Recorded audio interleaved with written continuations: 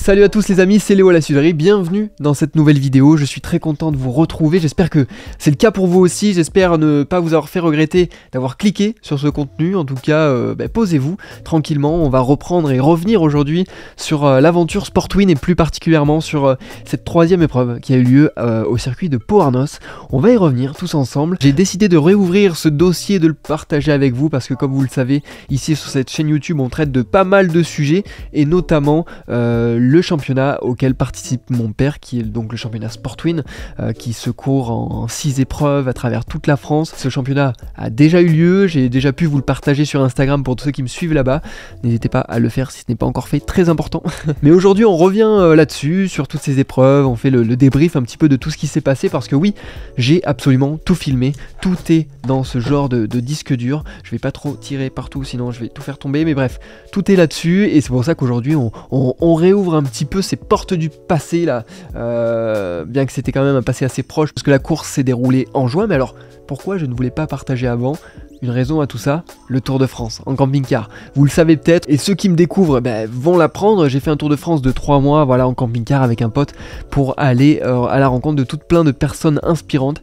Et c'est pour ça que j'ai pas eu le temps de vous sortir ces vidéos, mais on va rectifier tout ça, voilà, donc on réouvre ce dossier Pau Arnos, c'est parti, je vous embarque. Vous aurez le droit à de la voix off, des incrustations vidéo, on va essayer de faire les choses bien pour vous faire ressentir au mieux ce petit week. D'ailleurs, je te demande juste un tout petit service, voilà, avant que la vidéo ne commence réellement et que tu oublies, c'est bien sûr à t'abonner à cette chaîne, ça soutient voilà, tout ce qu'on peut faire et tous les projets qu'on entreprend tous ensemble. Et ça permet également qu'on prenne de l'ampleur et comme vous le savez, on se retrouve tous les jours aussi en live, donc qu'on soit de plus en plus à discuter, enfin bref. Je vais pas vous faire un dessin, n'hésitez pas à vous abonner, c'est gratuit en plus de ça. C'est parti, la vidéo commence.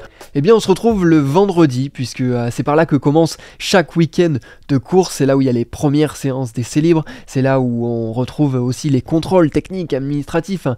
Voilà, c'est là où aussi on retrouve un peu les copains qu'on a laissés il y a un mois sur la précédente course. En tout cas, on se retrouve donc sur le circuit de Pau Arnos. Alors le temps est assez changeant, assez délicat, comme vous pouvez le voir avec les images. Il pleut, il fait soleil, la piste sèche, la piste est mouillée, c'est assez délicat. Et comme vous le savez, si vous avez vu les précédentes vidéos, mon père, c'est pas ce genre de conditions qu'il préfère non plus. Surtout que sur la précédente course, comme vous vous en souvenez peut-être, la moto ça n'allait pas du tout. Est-ce que ça va aller mieux pour cette course? Je ne sais pas. En tout cas, pendant le mois qui s'est écoulé, il a pu changer l'amortisseur. Il s'est arrangé du coup avec la concession All Shot à Brive pour pouvoir avoir un amortisseur d'origine à la moto. C'est pas ce qu'il y a de mieux pour faire du circuit, mais on va voir ce que ça va donner. En tout cas, comme je le disais, il y a 3 séances, mais avec ces conditions-là, mon père ne les a pas toutes faites, et pour vous dire, je crois qu'il en a même fait qu'une seule. Ça s'explique comment? Eh bien, c'est que le changement de roue, voilà, pour passer de pneus secs à pneus pluie, ça prend quand même un certain temps, une petite demi-heure, etc. Et il suffit que, comme ici, il y ait une petite averse avant que la séance ne débute, et tu l'as dans l'os, quoi. Donc c'est ce qui s'est passé, mon père n'a pas fait la première séance du matin, il est quand même parti sur la deuxième séance qui avait lieu l'après-midi, après avoir effectué tous les contrôles techniques, que ce soit mon père comme tout le monde d'ailleurs sous la tonnelle, que ce soit Ludo et également Fabrice. D'ailleurs eux ont pris part à la séance du matin, comme vous pouvez le voir sur une piste séchante, délicate, c'est pas les meilleures conditions et c'est il faut dire assez piégeux hein, ce genre de conditions, justement parce que voilà, il suffit qu'on passe sur une plaque d'humidité avec un peu d'angle, un petit peu trop même parfois, et l'erreur elle est vite arrivée. Donc c'est pas le mieux on va dire pour prendre confiance sur une piste que d'avoir ce genre de conditions, mais pour avoir du roulage et pour quand même voilà, engranger aussi de l'expérience et se familiariser à la piste, c'est quand même important et certains jugent nécessaire aussi de partir dans ces conditions.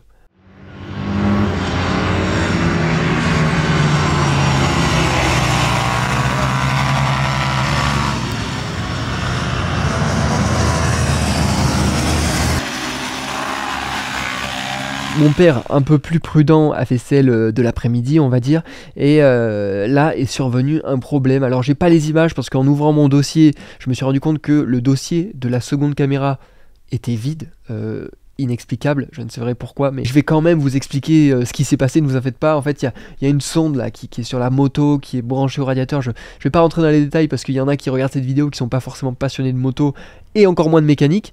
Je suis par exemple passionné de moto, mais pas trop de mécanique, donc on va pas rentrer dans les détails.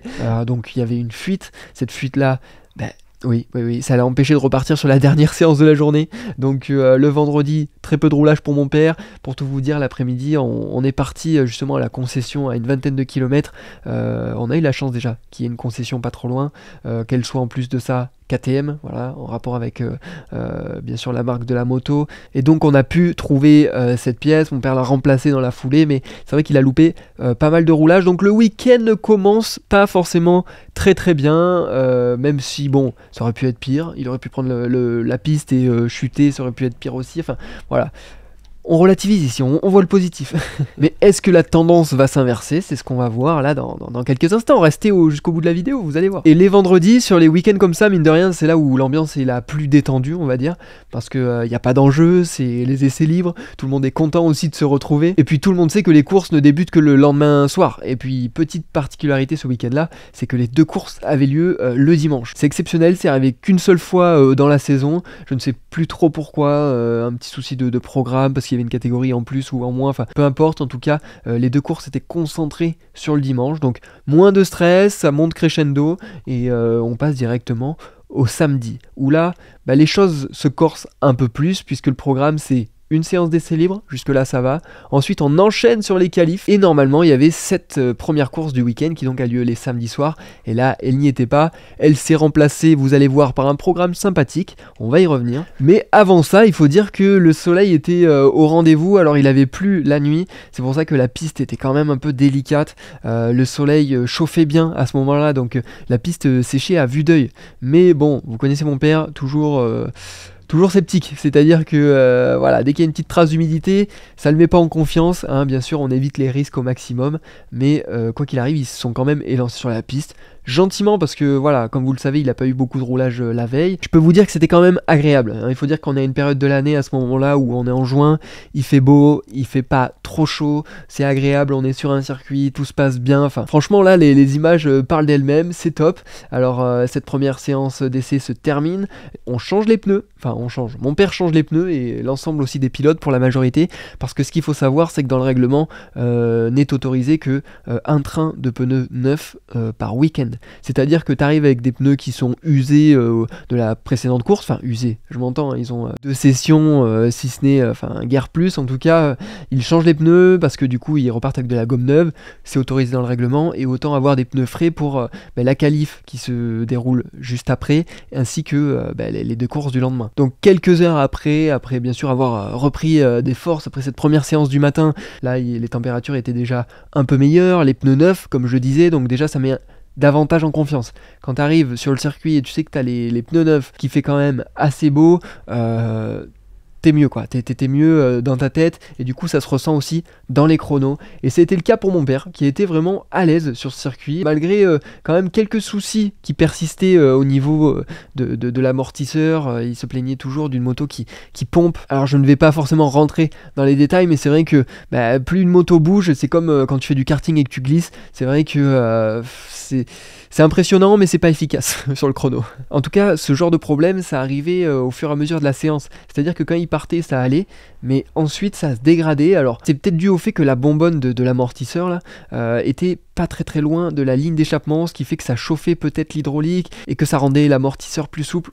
On sait pas, c'est une des théories qui s'est peut-être confirmée dans la saison qui suit. On va voir, on verra. En tout cas, quoi qu'il arrive, comme vous pouvez voir sur l'écran de mon téléphone où on peut suivre la séance en direct, la Suderie Bruno, une 27.7, si je me trompe pas, ouais c'est ça, une 27.7. Ça le classe deuxième sur la grille, ça veut dire que pour les 2 courses, il partira en première ligne, donc en 2e position. Vous voyez quand même que les chronos sont relativement serrés. En tout cas, petite image de la moto de ses concurrents, notamment celle de Cyril, qui a donc fait la pole ce jour-là, celle de Rémi qui lui a été 3e, avec une moto, il faut le dire, qui court en catégorie fast. Alors ça je ne vous l'ai jamais vraiment expliqué dans toute cette série de vidéos, mais ce qu'il faut savoir c'est que dans la catégorie Sportwin, il y a 3 catégories qui concourent en même temps. Elles sont classées bien sûr par cylindrée de la machine, le but est que chaque catégorie s'y retrouve et finalement soit classée avec des personnes qui ont une moto de puissance équivalente. Et donc c'est là où je voulais en venir, c'est que la moto de Rémi finalement elle fait partie de la plus petite catégorie dans laquelle se situent aussi Ludo et Fabrice, qui est la catégorie donc fast.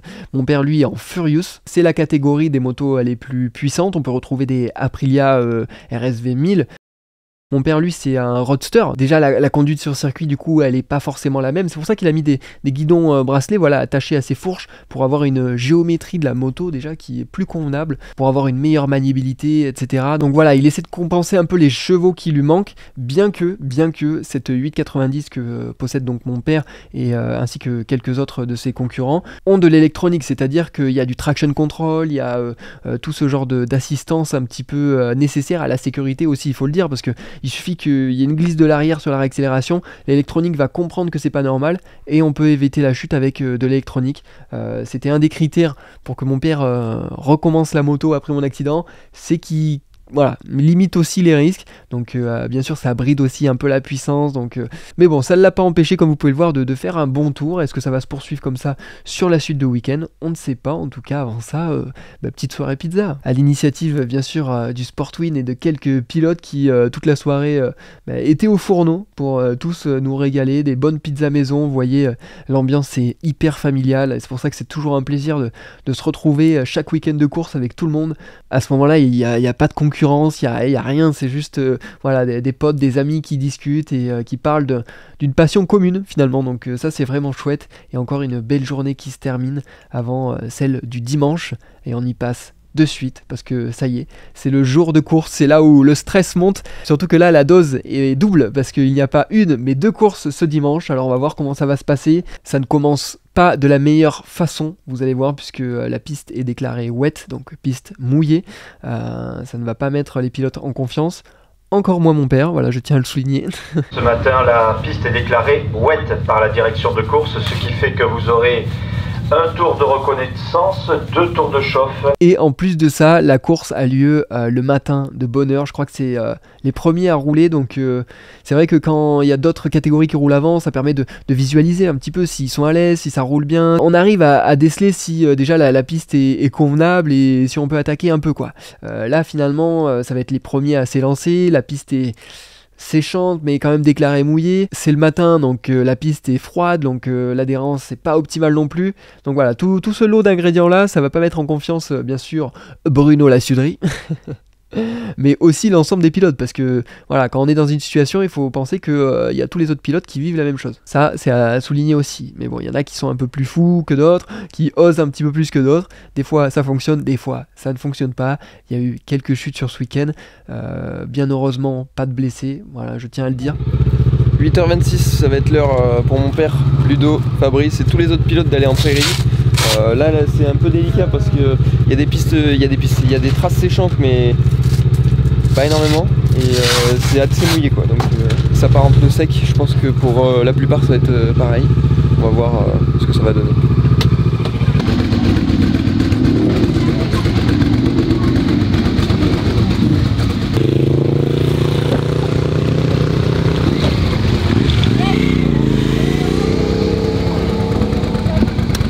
Allez, fais attention, tranquille.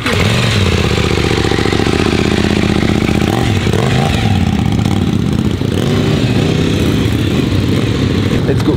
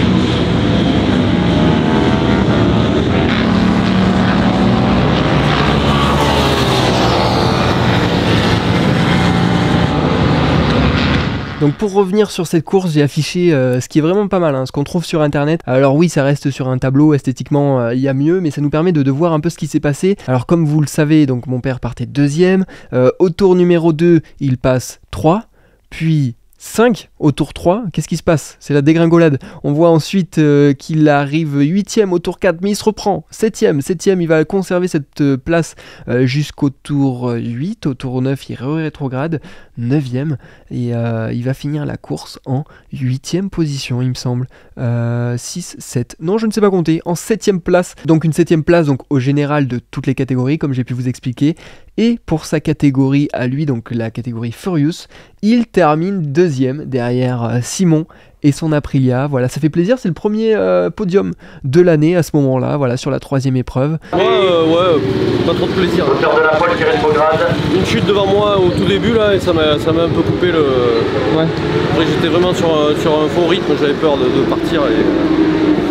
Donc je me suis fait un peu doubler et après...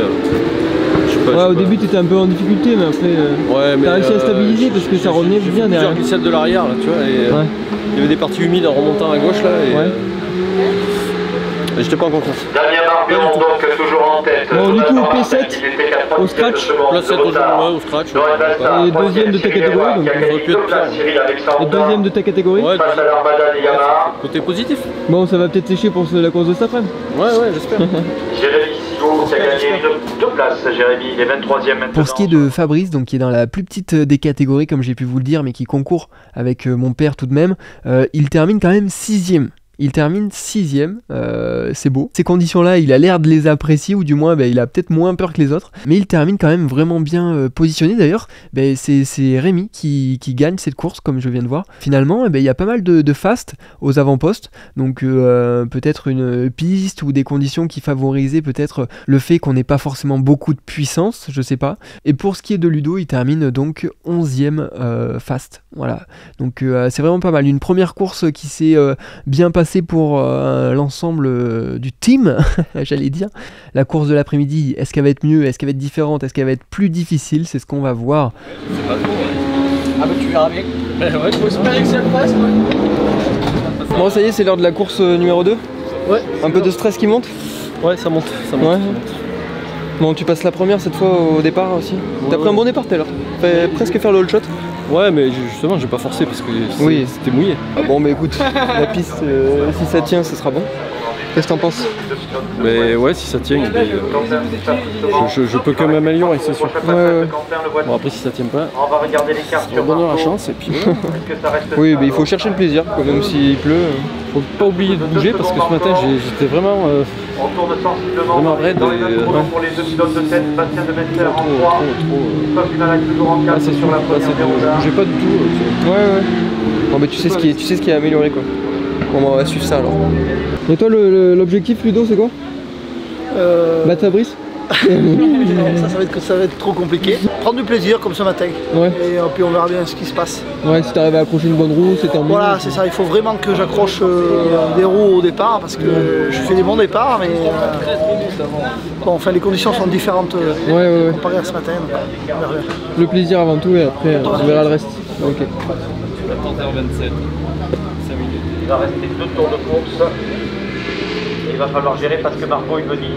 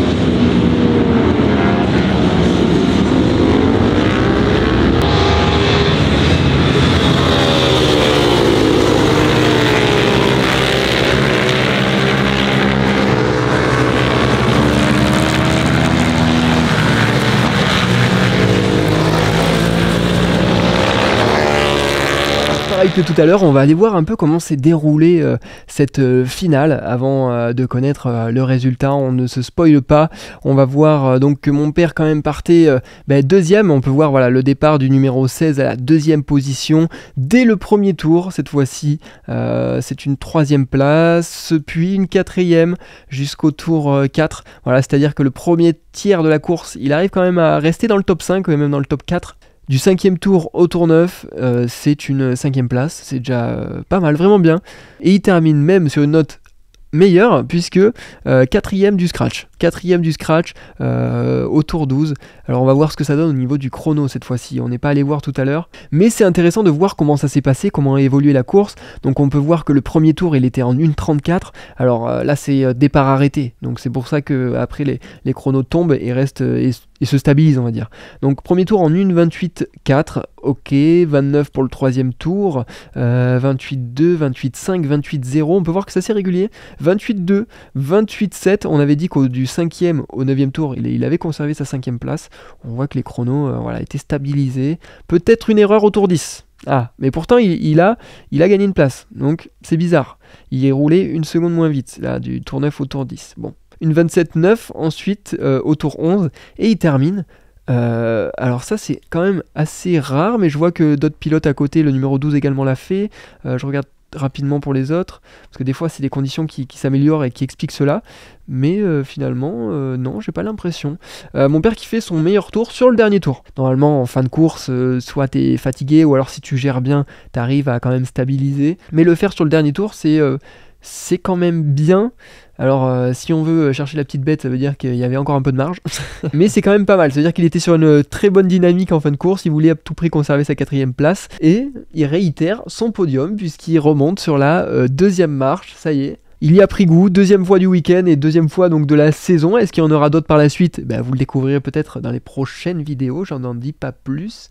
En tout cas un week-end qui se termine plutôt bien, puisque même pour Fabrice, on est sur une 5e place côté catégorie fast et une 14e au scratch. Alors c'est vraiment bien, sur 26 pilotes, normalement il y en avait quand même 30 au départ, et malheureusement il y en a 26 qui sont arrivés. Alors Ludo, lui, est malheureusement tombé au premier tour, alors sans gravité, mais une erreur qui l'a empêché de repartir, voilà, pas comme la course précédente à Carole, où il était quand même tombé, mais il avait voulu finir la course. Cette fois-ci ça n'a pas été le cas, mais bon, il n'y a pas eu de blessés, donc c'est le principal on va dire. En tout cas un très chouette week-end qui se termine avec pareil des conditions météo qui ont été changeantes. Ça c'est quand même épuisant mentalement, notamment pour les pilotes. Est-ce qu'il faut mettre les pneus pluie, est-ce qu'il faut mettre les pneus secs, on sait pas trop, mais en tout cas tout se termine quand même bien dans la bonne ambiance comme d'habitude. Ça fait super plaisir et on se retrouve donc pour la prochaine course qui se déroulera à Lédenon. Cette fois-ci un circuit quand même que beaucoup de personnes redoutent.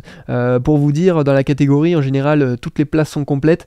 Cette fois-ci, à Lédenon, il y avait quand même quelques places de libre. Voilà, vous comprendrez pourquoi. Le circuit est quand même assez délicat. Il a fait très chaud, puisque à ce moment-là où la vidéo est tournée, c'était en juin, mais pour Lédenon, c'était en juillet. Voilà. Donc j'espère que vous avez hâte de découvrir la suite de ce championnat. Pour vous donner un ordre d'idée, à ce moment-là, mon père était 6e du scratch et on peut voir qu'il était 3e de sa catégorie Furious. Donc voilà, on va voir comment ça va évoluer pour les prochaines courses, mais ça c'était le point championnat. En tout cas les amis, j'espère que vous aurez kiffé regarder cette vidéo, malgré le fait que, comme j'ai pu vous le dire, il manquait des images. Je ne sais pas où elles sont passées, mais bon en tout cas, j'espère que vous aurez quand même réussi à rentrer dans ce week-end et à kiffer le moment. Si c'est le cas, n'hésitez pas à me le faire savoir, que ce soit avec un commentaire, un pouce bleu, puisque si vous êtes encore là, c'est que je l'espère, vous avez passé un bon moment. Ne vous infligez pas des trucs comme ça, sinon c'est très grave. En tout cas, comme j'ai pu vous le dire, n'hésitez pas à vous abonner à cette chaîne YouTube, ça me soutient de ouf. On est de plus en plus, et vraiment, comme vous le savez, c'est mon activité principale aujourd'hui, c'est ce qui va me faire vivre, donc n'hésitez pas à me manifester beaucoup de soutien, notamment également sur Instagram. On se retrouve très rapidement pour du prochain contenu. Activez la cloche pour ne pas manquer la prochaine vidéo de cette aventure Sportwin et toutes les autres qu'il y a autour, que ce soit les travaux, que ce soit également les projets qu'on va développer. Maintenant il y a des stagiaires les amis, donc on va vous partager pas mal de petites choses sur l'élaboration de plein de trucs, voilà, tant de mots qui veulent pas dire grand chose finalement. Mais bref, plein de bisous tout le monde, on se retrouve en live tous les matins du lundi au vendredi de 7h30 à 9h, je vous fais des bisous et si vous avez envie de passer, qu'on discute un peu, n'hésitez pas, vous êtes les bienvenus. Allez, prenez soin de vous et à très bientôt.